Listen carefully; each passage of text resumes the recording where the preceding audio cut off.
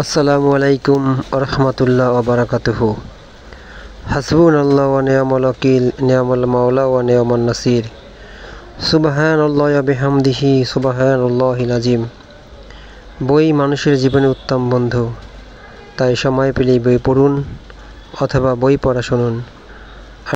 হযরত ইবনে আব্বাস রাদিয়াল্লাহু আনহু বলেছেন, নারী জাতি সর্বপ্রথম ইসমাইল আলাইহিস সালামের মাতা হযরত হাজেরা হতেই কোমরবন্ধ তৈরি করা শিখেছেন। হাজেরা সারা হতে স্বীয় নির্দেশাবলী গোপন করার জন্যই কোমরবন্ধ লাগাতেন। অতঃপর ইব্রাহিম আলাইহিস সালাম হাজেরা ও তার শিশুপুত্র ইসমাইলকে সঙ্গে নিয়ে বের হলেন। পথে হাজেরা শিশুকে দুধ পান করাতেন। অবশেষে ইব্রাহিম আলাইহিস সালাম তাদের উভয়কে নিয়ে খানা কাবায় অবস্থানস্থলে এসে উপস্থিত হলেন এবং মসজিদের উঁচু অংশে জমজমের উপরস্থ এক বিরাট বৃক্ষতলে তাদেরকে রাখলেন। তখন মক্কায় কোনো জনমানব ছিল না, পানির কোনোরূপ ব্যবস্থা ছিল না। অতঃপর সেখানে তিনি তাদেরকে রেখে গেলেন এবং একটা থলিয়ার মধ্যে কিছু খেজুর আর একটি মশকে স্বল্প পরিমাণ পানি দিয়ে গেলেন। তারপর তিনি প্রত্যাগমন করলেন। ইসমাইলের মাতা তার পিছনে ছুটে আসলেন এবং চিৎকার করে বলতে লাগলেন, হে ইব্রাহিম, কোথায় চলে যাচ্ছ? তুমি আমাদেরকে এমন এক ময়দানে রেখে যাচ্ছ যেখানে না আছে কোনো সাহায্যকারী আর না আছে কোনো বস্তু। তিনি বারবার এটা বলতে লাগলেন, কিন্তু ইব্রাহিম আলাইহিস সালাম তার প্রতি ফিরেও তাকালেন না। তখন হযরত হাজেরা তাকে জিজ্ঞেস করলেন, এই নির্বাসনের আদেশ আপনাকে কি আল্লাহ দিয়েছেন? তিনি বললেন, হ্যাঁ। তা শুনে হাজেরা বললেন, তবে আল্লাহ আমাদের ধ্বংস করবেন না। তারপরে তিনি ফিরে আসলেন। ইব্রাহিম আলাইহিস সালামও সামনে চললেন। শেষ পর্যন্ত যখন তিনি গিরি পর্বতের বাঁকে উপনীত হল, যেখানে স্ত্রী পুত্র আর তাকে দেখতে পাচ্ছিল না, তিনি তখন খানা কাবার দিকে মুখ করে দণ্ডায়মান হলেন। তারপর দুহাত তুলে এ দোয়া করলেন, হে আমাদের রব, তোমার পবিত্র গৃহের নিকট এমন এক ভূমিতে আমার স্ত্রী পুত্রের বসতি স্থাপন করে যাচ্ছি, যা কৃষির অনুপযোগী এবং জনশূন্য মরুভূমি। হে আল্লাহ, উদ্দেশ্য হলো তারা নামাজ কায়েম করবে, অতএব তুমি অনন্য লোকদের মনকে আকৃষ্ট করে দাও এবং প্রচুর ফল ফলাদি দিয়ে এদেরকে রিজিকের ব্যবস্থা করে দাও, যাতে তারা তোমার নিয়ামতের শুকর আদায় করতে পারে। ইসমাইল আলাইহিস সালামের মা ইসমাইল আলাইহিস সালামকে দুধ পান করাতেন এবং নিজে মশক হতে পানি পান করতেন। পরিশেষে মশকে যে পানি ছিল তা শেষ হয়ে গেল। তখন তিনি নিজেও পিপাসার্ত হলেন এবং তার শিশুপুত্রটিও ক্ষুধা তৃষ্ণায় কাতর হয়ে পড়ল। তিনি শিশুর অবস্থা অবলোকন করলেন। শিশুর বুক ধড়ফড় করছে, বা বলেছেন সে জমিনে ছটফট করছে। শিশুপুত্রের করুণ দৃশ্যের দিকে তাকিয়ে দেখা তার পক্ষে অসহনীয় হয়ে পড়ল। তিনি চলে গেলেন এবং অবস্থান সংলগ্ন পর্বত সাফাকে একমাত্র নিকটতম পর্বত হিসাবে পেলেন। তারপর তিনি তার উপর আরোহণ করে দাঁড়ালেন এবং ময়দানের দিকে মুখ করে এদিক ওদিকে দৃষ্টি দিয়ে দেখলেন কাউকে দেখা যায় কিনা। কিন্তু না, কাউকে তিনি দেখতে পেলেন না। তখন দ্রুত সাফা পর্বত হতে অবতরণ করলেন। যখন তিনি নিচু ময়দানে উপনীত হলেন, তখন নিজের কামিজের একদিকে জাগিয়ে শ্রান্ত ক্লান্ত এক ব্যক্তির ন্যায় দৌড়ে চললেন। এভাবে ময়দান অতিক্রম করে মারওয়া পাহাড়ের নিকট এসে গেলেন ও তার উপর উঠে দাঁড়ালেন। তারপর চারদিকে দৃষ্টি দিয়ে দেখলেন কাউকে দেখা যায় কিনা, কিন্তু কাউকেও দেখা গেল না। তিনি পাহাড়দ্বয়ে একইভাবে 7 বার দৌড়াদৌড়ি করলেন। ইবনে আব্বাস রাদিয়াল্লাহু আনহু বলেন, নবী করিম সাল্লাল্লাহু আলাইহি ওয়াসাল্লাম বলেছেন, এজন্যই মানুষ এই পাহাড়দ্বয়ের মাঝে 7 বার সাই বা দৌড়াদৌড়ি করে। অতঃপর যখন তিনি মারওয়া পাহাড়ের উপর আরোহণ করলেন তখন একটি শব্দ শুনলেন। তখন নিজেই নিজেকে বললেন, একটু অপেক্ষা করো। তিনি মনোযোগের সাথে ওই শব্দের দিকে কান পাতলেন, আবারও শব্দ শুনলেন। তখন বললেন, তোমার শব্দ তো শুনেছি, যদি তোমার নিকট সাহায্যকারী কেউ থাকে তবে আমাকে সাহায্য করো। আকস্মাৎ তিনি ঝমঝমের অবস্থার স্থলে একজন ফেরেশতাকে দেখতে পেলেন।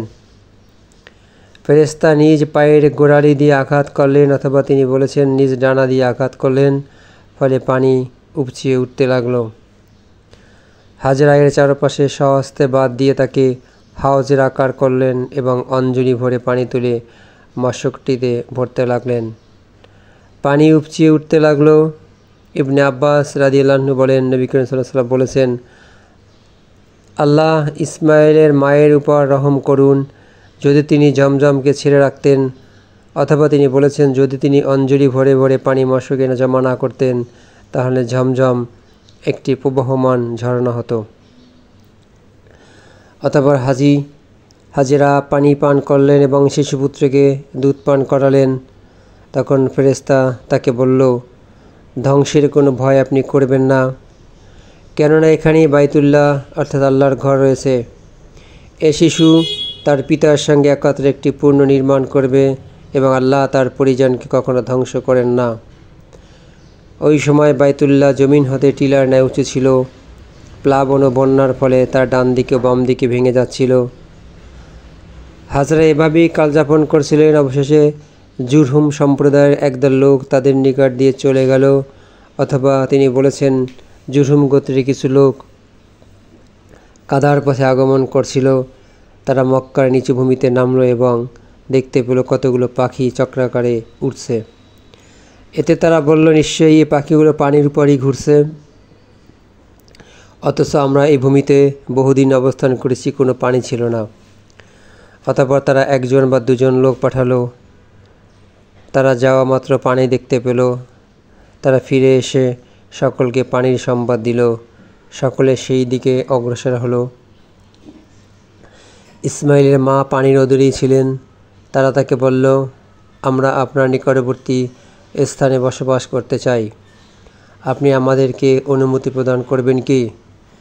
তিনি বললেন, অবশ্যই দেব, তবে এই পানির উপর তোমাদের কোনো অধিকার থাকবে না। তারা সম্মতি জানালো, হ্যাঁ। ইবনে আব্বাস রাদিয়াল্লাহু আনহু বলেন, নবী করিম সাল্লাল্লাহু আলাইহি ওয়াসাল্লাম বলেছেন, এই ঘটনা ইসমাইলের মায়ের জন্য একটি বিশেষ সুযোগের সৃষ্টি করে দিল। বস্তুত তিনি মানুষের সহচর্য কামনা করেছিলেন। অতঃপর আগন্তুক দলটি সেখানে বসতি স্থাপন করল এবং নিজেদের পরিবার পরিজনের নিকট এ খবর প্রেরণ করল। তারা আগমন করল, এদের সাথে বসবাস করতে লাগলো। শেষ পর্যন্ত সেখানে তাদের কয়েকটি বংশধর জন্ম নিল। ইসমাইলও বড় হতে লাগলেন। তিনি তাদের নিকট হতে আরবি ভাষা শিখলেন। নবযুবক তাদের নিকট অতিশয় আদরণীয় ও প্রিয় পাত্র হয়ে উঠলেন। তিনি যৌবনপ্রাপ্ত হলেন। ওই লোকেরা তাদের একটি মেয়েকে তার নিকট বিবাহ দিল। এই বিবাহের পর ইসমাইল আলাইহিস সালামের মা ইন্তেকাল করলেন। ইসমাইলের বিবাহের পর ইব্রাহিম আলাইহিস সালাম তার নির্বাসিত পরিজনকে দেখার জন্য ওই স্থানে আসলেন, কিন্তু ইসমাইলকে পেলেন না। তখন তিনি ইসমাইলের স্ত্রীর নিকট তার কথা জিজ্ঞেস করলেন। স্ত্রী বলল, তিনি আমাদের জীবিকার অন্বেষণে বাইরে গেছেন। তখন তিনি পুত্রবধূকে তাদের জীবনযাত্রা ও অবস্থা সম্বন্ধে প্রশ্ন করলেন। জবাবে পুত্রবধূ বলল, আমরা খুবই দুরবস্থা এবং ক্লেশের মধ্যে কালযাপন করছি। মোট কথা সে ইব্রাহিমের নিকট অভিযোগ করল। তিনি বললেন, তোমার স্বামী প্রত্যাবর্তন করলে তাকে আমার সালাম জানিয়ে বলবে সেজন্য তার গৃহের চৌকাঠ পরিবর্তন করে নেয়। এ কথা বলে তিনি চলে গেলেন। ইসমাইল প্রত্যাবর্তন করে বিভিন্ন লক্ষণ দেখে তিনি যেন ইব্রাহিম আলাইহিস সালামের আগমন সম্পর্কে একটা কিছু আভাস পেলেন। তিনি বললেন, তোমার নিকট কেউ আগমন করেছিলেন কি? স্ত্রী বলল, হ্যাঁ, এরূপ চেহারার একজন বৃদ্ধ আগমন করেছিলেন। আপনার কথা আমাকে জিজ্ঞেস করেছিলেন। তাকে আপনার খবর জানালাম। তিনি আবার আমাকে আমাদের অবস্থা ও জীবনযাত্রা সম্বন্ধে প্রশ্ন করলেন। আমি তাকে জানালাম যে আমরা অত্যন্ত ক্লেশ ও অভাবে দিন যাপন করছি। ইসমাইল জিজ্ঞেস করলেন, তিনি কি তোমাকে কোনরূপ ওসিয়াত করে গেছেন? স্ত্রী বলল, হ্যাঁ। তিনি আমাকে বলে গেছেন যেন আপনাকে তার সালাম জানাই, এবং তিনি বলেছেন যেন আপনি আপনার গৃহের চৌকাঠ পরিবর্তন করে ফেলেন।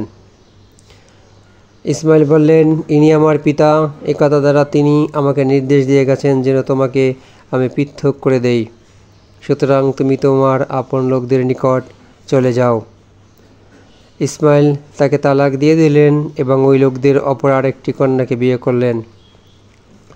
অতঃপর আল্লাহর যতদিন ইচ্ছা ততদিন ইব্রাহিম আলাইহিস সালাম এদের হাতে দূরে থাকলেন। পরে আবার এদেরকে দেখতে আগমন করলেন, কিন্তু ইসমাইল আলাইহিস সালাম গৃহে পেলেন না। তিনি পুত্রবধূর গৃহে প্রবেশ করে তাকে ইসমাইলের কথা জিজ্ঞেস করলেন। পুত্রবধূ বলল, তিনি আমাদের জীবিকার সন্ধানে বাইরে গেছেন। ইব্রাহিম জিজ্ঞেস করলেন, তোমরা কেমন আছো? তিনি তার নিকট তাদের জীবনযাত্রা ও সাংসারিক অবস্থা সম্পর্কে জিজ্ঞেস করলেন। পুত্রবধূ বলল, আমরা ভালো অবস্থায় এবং সচ্ছলতার মধ্যেই কালযাপন করছি। এ বলে সে আল্লাহর প্রশংসা করল। ইব্রাহিম আলাইহিস সালাম তাকে জিজ্ঞেস করলেন, তোমাদের প্রধান খাদ্য কী? পুত্রবধূ বলল, গোশত। তিনি আবার জানতে চাইলেন, তোমরা কি পান করো? সে জবাব দিল, পানি। ইব্রাহিম আলাইহিস সালাম দোয়া করলেন, হে আল্লাহ, তাদের গোশত ও পানিতে বরকত দান করুন। নবী করিম সাল্লাল্লাহু আলাইহি ওয়াসাল্লাম বলেছেন, ওই সময় তাদের স্থানে খাদ্যশস্য উৎপাদন হতো না, ফলে ইব্রাহিম আলাইহিস সালাম সে বিষয়ে তাদের জন্য দোয়া করতেন। রাবি বলেন, কোনো লোকই মক্কা ছাড়া অন্য কোথায় শুধু গোশত এবং পানি দ্বারা জীবন যাপন করতে পারে না, কারণ শুধু গোশত পানি সর্বদা তার তবিয়তের অনুকূলে হতে পারে না। ইব্রাহিম আলাইহিস সালাম পুত্রবধূকে বললেন, তোমার স্বামী প্রত্যাবর্তন করলে তাকে আমার সালাম বলবে এবং তাকে আমার পক্ষ হতে হুকুম শোনাবে যেন সে তার দরজার চৌকাঠ বহাল রাখে। অতঃপর ইসমাইল আলাইহিস সালাম বাড়ি আসলেন। স্ত্রীকে জিজ্ঞেস করলেন, তোমার নিকট কেউ আগমন করেছিলেন কি? স্ত্রী বলল, হ্যাঁ, একজন সৌম্য সুন্দর চেহারার বৃদ্ধ আগমন করেছিলেন। স্ত্রী তার প্রশংসা করল, তারপর বলল, তিনি আমাকে আপনার বিষয়ে প্রশ্ন করেছেন। আমি তাকে অবগত করেছি যে আমরা সচ্ছল অবস্থায় আছি। ইসমাইল জানতে চাইলেন, তিনি কি তোমাকে আর কোনো বিষয় নির্দেশ প্রদান করে গেছেন? স্ত্রী বলল, হ্যাঁ, তিনি আপনাকে সালাম বলেছেন আর আপনাকে নির্দেশ প্রদান করে গেছেন যেন আপনি আপনার দরজার চৌকাঠ বহাল রাখেন। শুনে ইসমাইল আলাইহিস সালাম বললেন, ইনি আমার পিতা আর তুমি হলো চৌকাঠ। তোমাকে স্ত্রী হিসাবে আমাকে বহাল রাখার হুকুম দিয়ে গেছেন। অতঃপর ইব্রাহিম আলাইহিস সালাম আল্লাহর ইচ্ছা অনুযায়ী কিছুদিন এদের নিকট হতে দূরে থাকলেন, তারপর আবার এদের নিকট আগমন করলেন। ইসমাইল জমজমের কূপের নিকটস্থ একটি বৃক্ষ মূলে বসে নিজের তীর মেরামত করছেন। পিতাকে আগমন করতে দেখে দাঁড়িয়ে তার দিকে অগ্রসর হলেন। তারপর পিতা পুত্রের সাথে, পুত্র পিতার সাথে যা করণীয় তাই করলেন। আপনার রব আপনাকে যা নির্দেশ প্রদান করেছেন তা করে ফেলুন। ইব্রাহিম আলাইহিস সালাম বললেন, তুমি আমার সহায়তা করবে কি? ইসমাইল বললেন, অবশ্যই আপনি আপনার সহায়তা করব। ইব্রাহিম আলাইহিস সালাম বললেন, আল্লাহ আমাকে এই স্থানের চারপাশে ঘেরাও করে একটি গৃহ নির্মাণ করতে নির্দেশ প্রদান করেছেন। এ বলে তিনি উঁচু টিলাটির দিকে ইশারা করলেন এবং স্থানটি দেখালেন। অতঃপর তারা উভয়ে কাবা গৃহের প্রাচীর উঠাতে লেগে গেলেন। ইসমাইল আলাইহিস সালাম পাথরের যোগান দিতেন আর ইব্রাহিম আলাইহিস সালাম গাঁথনি করতেন।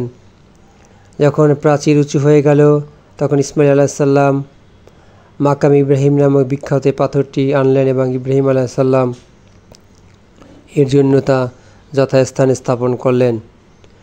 ইব্রাহিম আলাইহিস সালাম ওটার উপর দাঁড়িয়ে ইমারত নির্মাণ করতে লাগলেন এবং ইসমাইল তাকে পাথর সরবরাহ করতে লাগলেন। আর উভয়ে দোয়া করতে লাগলেন, হে আমাদের রব, আমাদের পক্ষ হতে কবুল করুন, নিশ্চয় আপনি সর্বশ্রোতা ও সর্বজ্ঞাতা। আবার তারা উভয় ইমারত তৈরি করতে লাগলেন এবং তারা চারিদিকে ঘুরে ঘুরে এ দোয়া করতে লাগলেন, হে আমাদের রব, আমাদের শ্রমটুকু কবুল করুন, নিশ্চয়ই আপনি সর্বশ্রোতা এবং সর্বজ্ঞাতা।